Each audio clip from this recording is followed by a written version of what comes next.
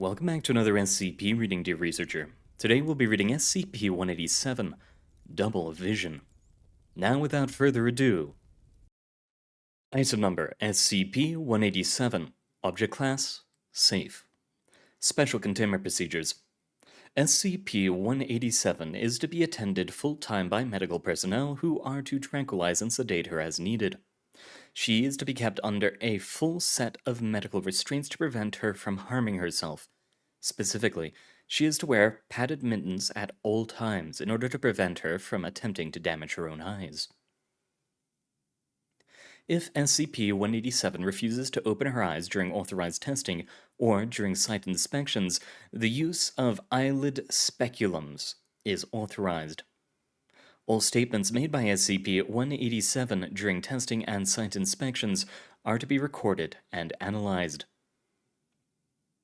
SCP-187 is to be prevented from interacting with D-Class personnel who are nearing the end of their cycle. SCP-187 is to be spoon-fed. Mild tranquilizers are to be added to all her meals. Description: SCP-187 is a Caucasian female, early to mid-20s, 180 centimeters tall, weighing approximately 40 kilograms, or 88 pounds.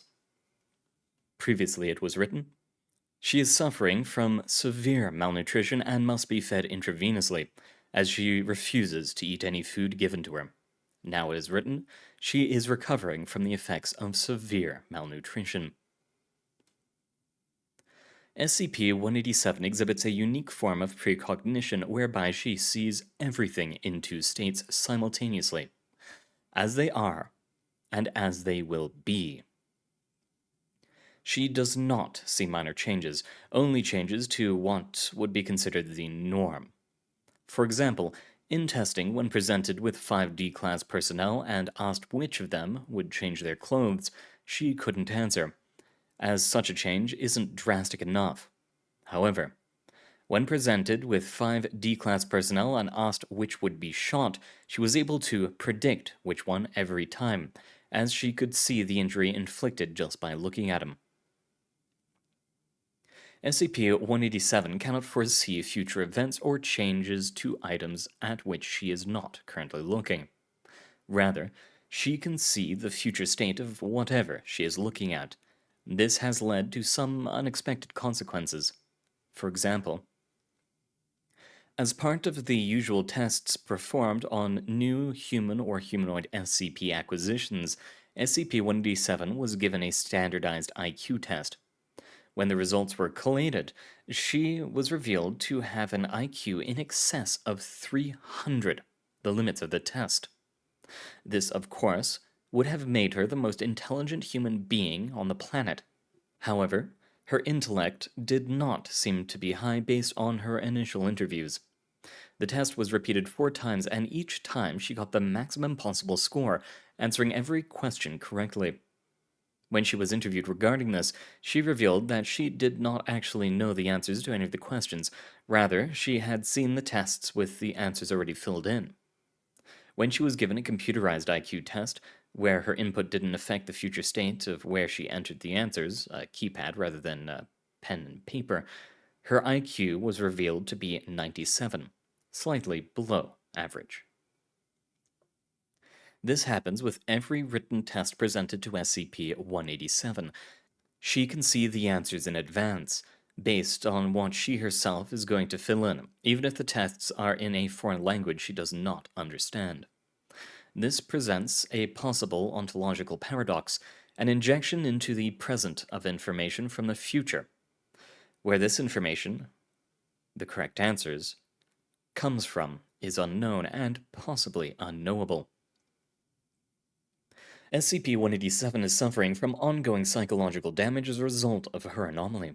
When, for instance, she is in the company of people who are soon to die, she simultaneously sees both their living healthy selves and their dead, sometimes decomposing corpses, depending on how far into the future they will die. As a result, pharmacological assistance is required to keep her lucid. Previously, it was written, SCP-187 also refuses to eat, again due to her abilities. When presented with a plate of food, she will see it as either feces or semi-digested slop, while a glass of water will appear as a glass of urine. This is what is causing her severe malnutrition, and for this reason she must be fed and hydrated intravenously.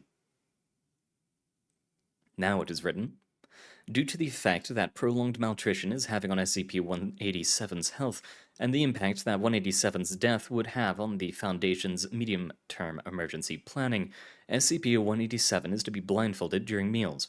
Mealtimes are to last no longer than 15 minutes, and must take place in a location for which SCP-187 has not predicted any significant changes.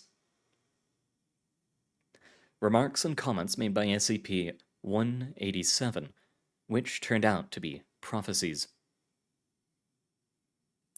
The divorce of a Foundation doctor. 187.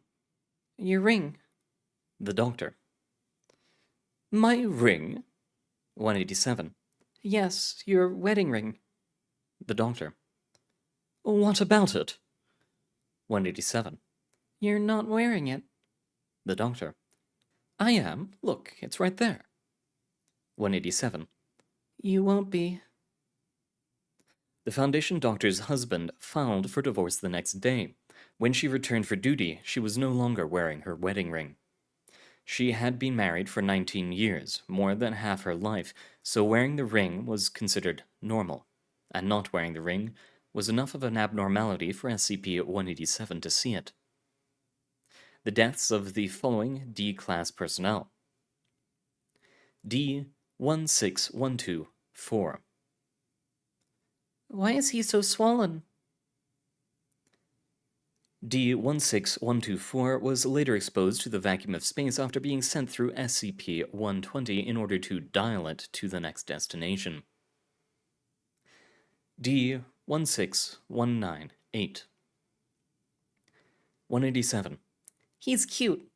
Interviewer. Who? The man standing outside that cell? 187. Yes. What's his name? Interviewer. I don't know. Hey, you there. D-16198 turned to face them, at which point SCP-187 gasped and burst into tears, screaming, He's going to die! Interviewer. He will? How do you know? 187. He's got a massive hole in the left-hand side of his head. D-16198 was later terminated by gunfire while attempting to escape the site. He may have attempted escape due to SCP-187's screaming, implying that she can set so-called self-fulfilling prophecies in motion. D-16206. His legs! His legs! His legs! His legs! His legs! His legs! Where are his fucking legs? D-16206 was killed when an SCP escaped from its cell and bit him in half while attempting to flee the site. The attempted escape of another SCP. While being escorted through a Foundation site, SCP-187 stopped outside a SCP's cell, staring intently. Dr. Klein. What are you looking at? 187. How did it break through such a heavy door? Dr. Klein. Excuse me? 187. That door is nearly a foot thick. How did it manage to destroy it? 17 hours later, the SCP somehow managed to work free of its restraints and did indeed tear through the door to its cell. However, Dr. Klein had already alerted security due to 187's statements, so an armed response team was ready and managed to subdue the SCP with gunfire. The cost of keeping a full-time medical team on hand to ensure 187's well-being is obviously high. However, the fact that her anomaly allowed the prevention of an escape attempt by an SCP, a Keter-class subject, shows that she may be useful for more than just pure research. A proposal has been submitted to introduce her to seemingly indestructible SCPs, in the hopes that she will see them as either dead or destroyed, and be able to describe the manner of death or destruction. This proposal is pending, The potential temporal logistics need careful consideration. She would, in effect, be seeing methods of destruction or termination, which would only be possible because she saw them. This has caused concern among several high members of staff. Details of further experimentation may be found in Experiment Log 187-1. Experiment Log 187-1. Experiment log of Dr. Gears, testing exposure of SCP-187 to other SCP items. Experiment 01. Exposure to SCP-173. SCP-187 produced a sustained scream for 1 minute 38 seconds before losing consciousness and falling to the ground. 187 had to be physically removed and maintained a state of catatonia for 48 hours. 187 regained consciousness, but was unable to remember what she had seen and remained in mild shock for several days. Experiment 02. Exposure to SCP-139 ARC. SCP-187 stated that she saw several bone fragments scattered around, along with data redacted, as yet not identified. SCP-187 became extremely upset, screaming, "It can see me! It's out! It can fucking see me!" several times, and had to be physically restrained and removed.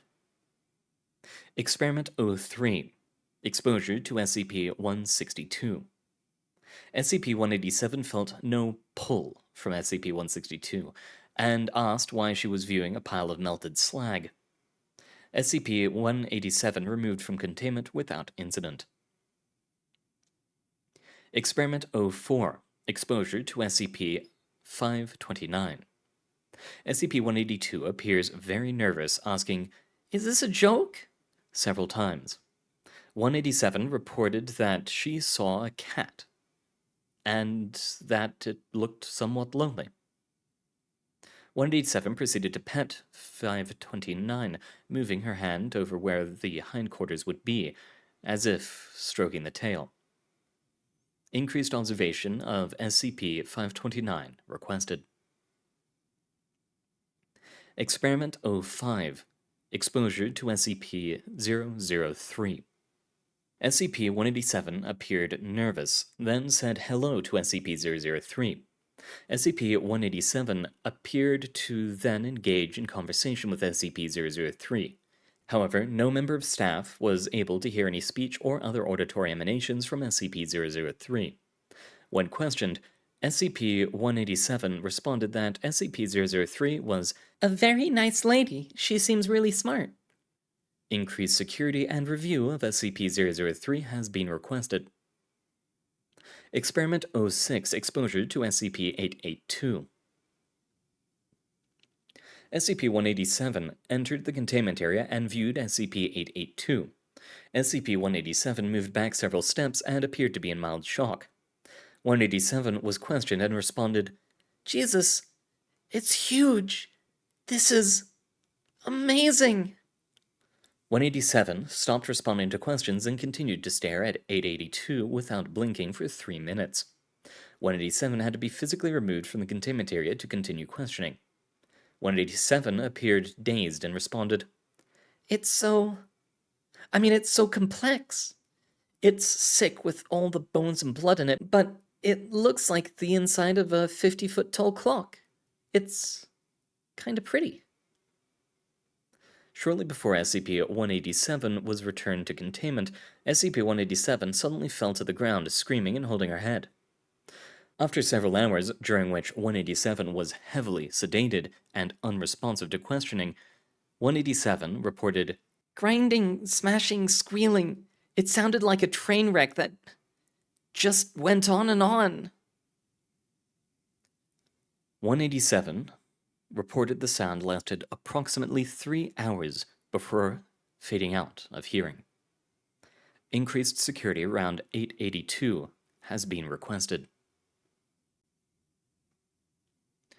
Experiment 07.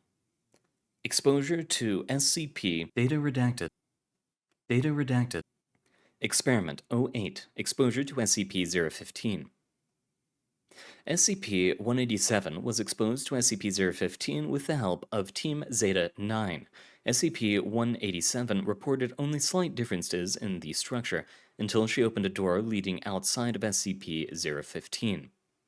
SCP-187 reported a hallway of pipes stretching for miles and miles.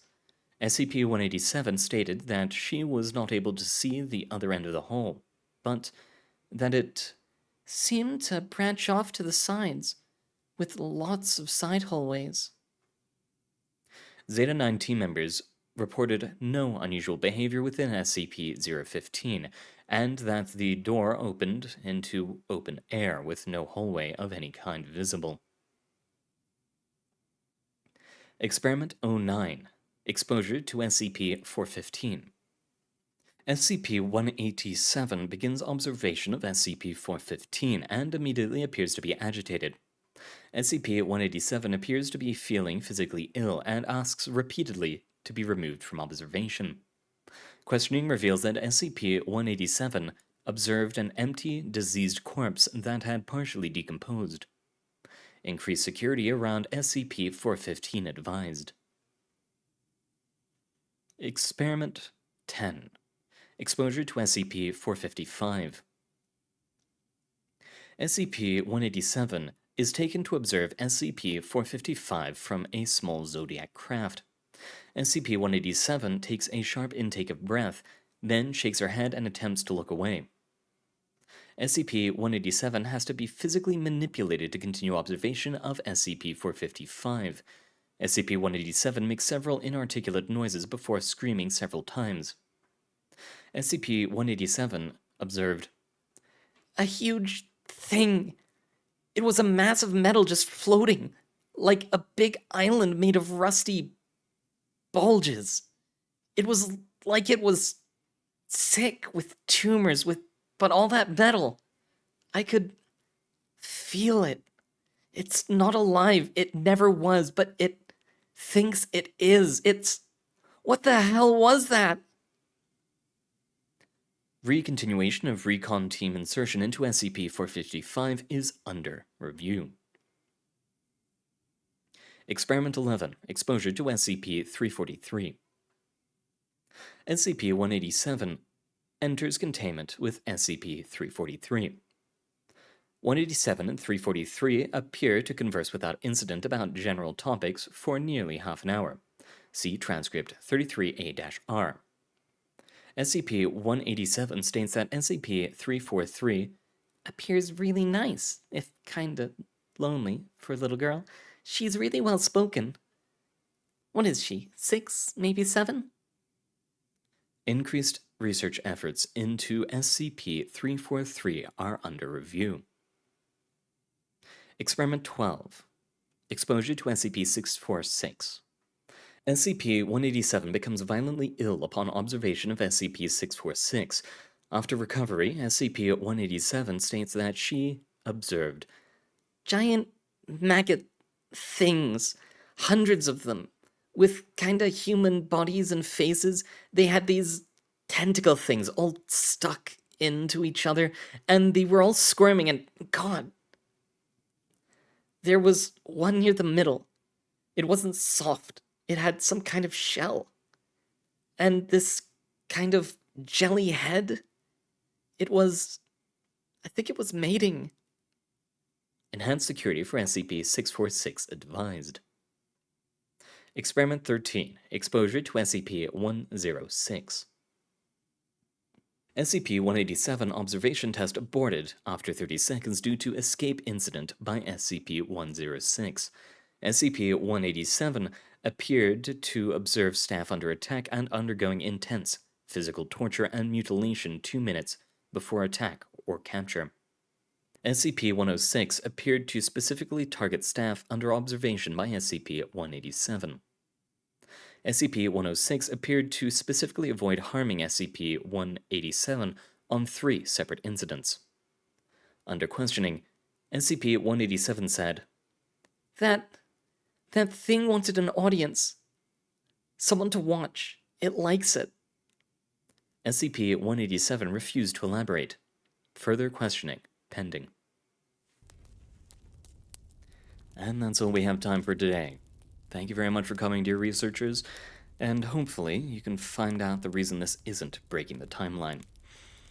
I do have my own thoughts, and perhaps I'll make a video over time travel, but until that day comes, thank you very much for coming, dear researchers. It has been an honor reading for you, and good luck out there.